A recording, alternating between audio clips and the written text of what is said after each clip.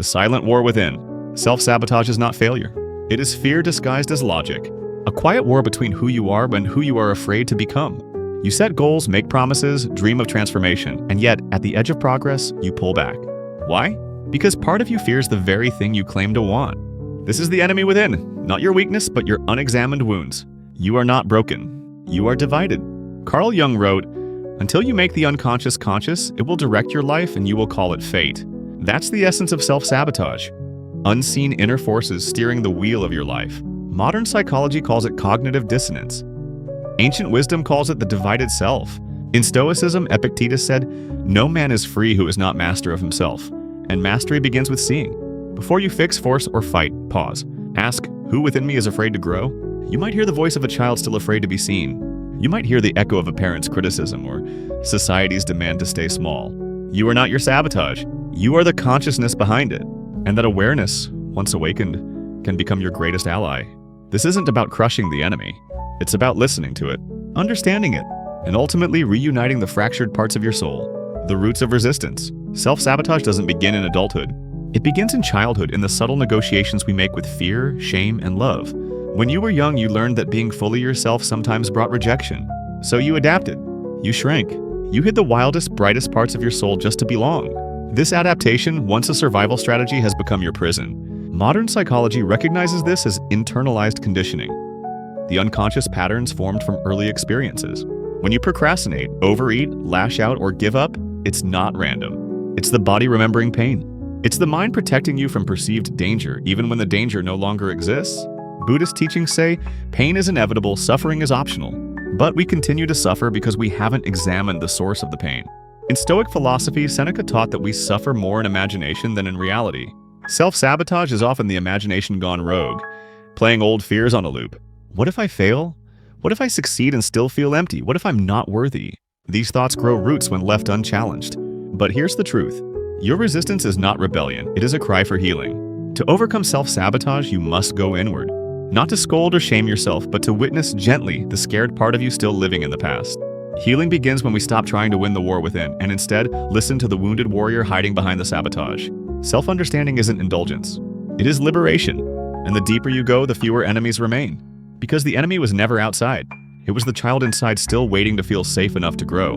The masks we wear. Every act of self-sabotage is a mask. A clever disguise we wear to avoid pain, truth, or responsibility. We hide behind perfectionism, procrastination, anger, even achievement. Not to deceive others, but to protect the fragile identity we fear will not survive exposure.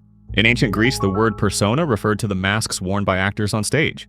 Carl Jung later borrowed the term to describe the social self, the version of us we present to the world. But when the persona becomes rigid, we lose access to our authentic self. We forget that the mask was never the face. The Stoics, especially Marcus Aurelius, urged us to be radically honest with ourselves. He wrote, "Never esteem anything as of advantage to you that will make you break your word or lose your self-respect." In other words, integrity is freedom. But the masks we wear often pull us out of alignment with who we truly are.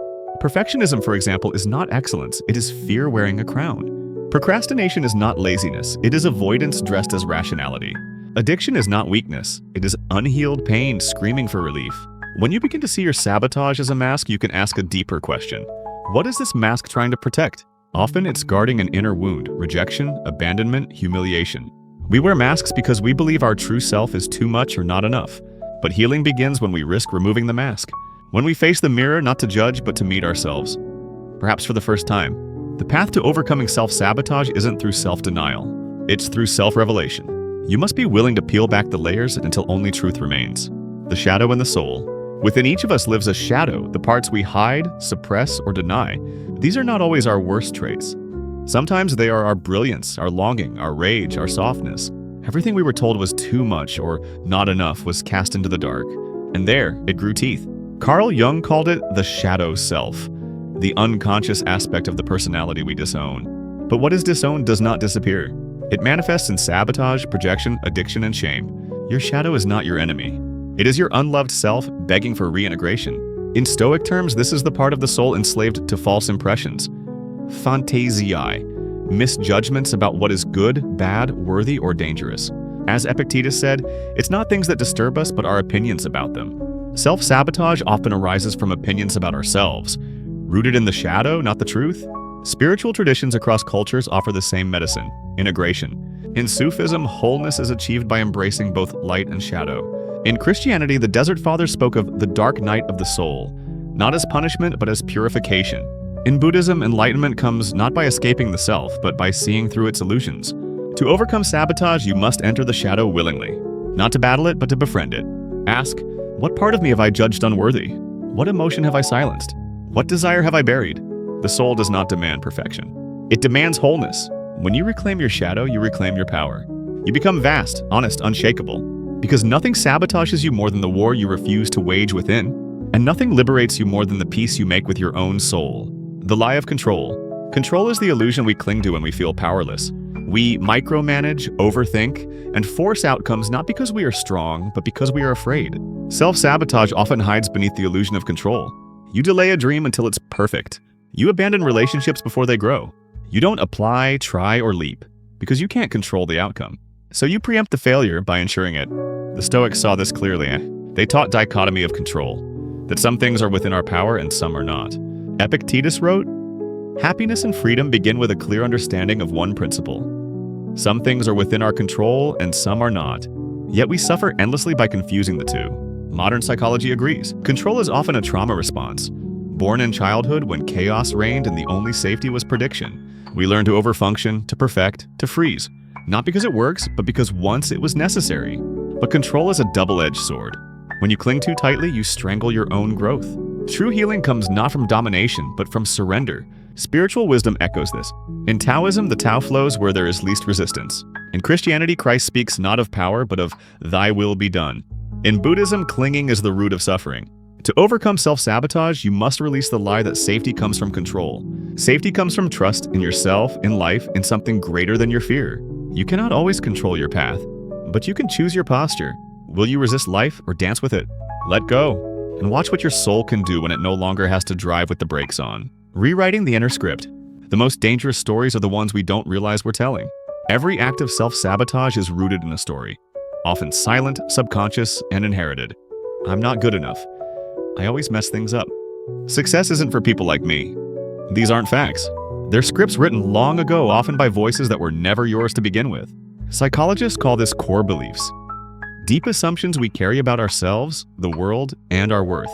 Once formed, these beliefs become the lens through which we interpret every experience. Even when the evidence of our growth is clear, we filter it out because it doesn't match the narrative. But here's the truth. You are not the story. You are the author. In ancient Stoic thought, the logos, the rational principle of the universe, resides within us. Marcus Aurelius reminds us, you have power over your mind, not outside events. Realize this and you will find strength. To reclaim your power, you must rewrite the inner script, not with empty affirmations, but with embodied truth. Ask, whose voice is that in my mind? Does this belief serve my growth or protect my fear? What evidence do I have that contradicts this script? You must become a conscious scribe of your own becoming. Spiritual teachers have always said, speak as if it's already true. Not to deceive yourself, but to create space for a new identity to rise. Replace "I always ruin things" with "I am learning how to show up for myself." Replace "I can't do this" with "This is hard and I've survived harder." Every new script is an act of rebellion, and every act of rebellion rewrites the future. Becoming whole. Healing is not becoming someone new. It is remembering who you were before the world told you who to be. Self-sabotage dissolves when we stop fighting ourselves and start listening. Not to the noise of the world, but to the quiet truth beneath it all. The soul never wanted perfection. It wanted presence. It wanted wholeness. In Jungian psychology, the goal is not happiness, but individuation. The integration of all aspects of the self into a unified whole. Your wounds, your brilliance, your mistakes, your love, they all belong. The Stoics spoke not of escaping difficulty, but of developing inner harmony. Zeno, the founder of Stoicism, said that the good life is one lived in accordance with nature, including your own nature. Self-sabotage is unnatural. It is a signal that you've strayed from your nature, your truth. Spiritual traditions across the world teach that salvation, enlightenment, or liberation is not found outside of us. It is uncovered within. So what does it mean to become whole? It means forgiving the parts of you that once betrayed your dreams because they were only trying to protect you. It means no longer outsourcing your worth to success or others. It means choosing alignment over approval, peace over perfection. It means standing before the mirror, scarred, healing, honest, and saying, I am not my wounds. I am the one who survived them. Self-understanding doesn't just end sabotage. It awakens something deeper, a quiet power, a sacred clarity. an unshakable knowing that you are already enough. And from that place, growth is no longer a battle, but a natural unfolding. The enemy was never out there. It was always within, silent, wounded, misunderstood. But now you see it, and in seeing it, you begin to free it. Self-sabotage is not a flaw, it's a cry for healing. And self-understanding is the beginning of liberation. If this message spoke to your struggle, if it lit even a spark of clarity, don't let it fade. Subscribe to Luminous Soul and let's walk this path of deep healing together. Tell us in the comments, what part of you have you been fighting that now needs compassion instead? Share this with someone who needs to know they are not broken, they are becoming.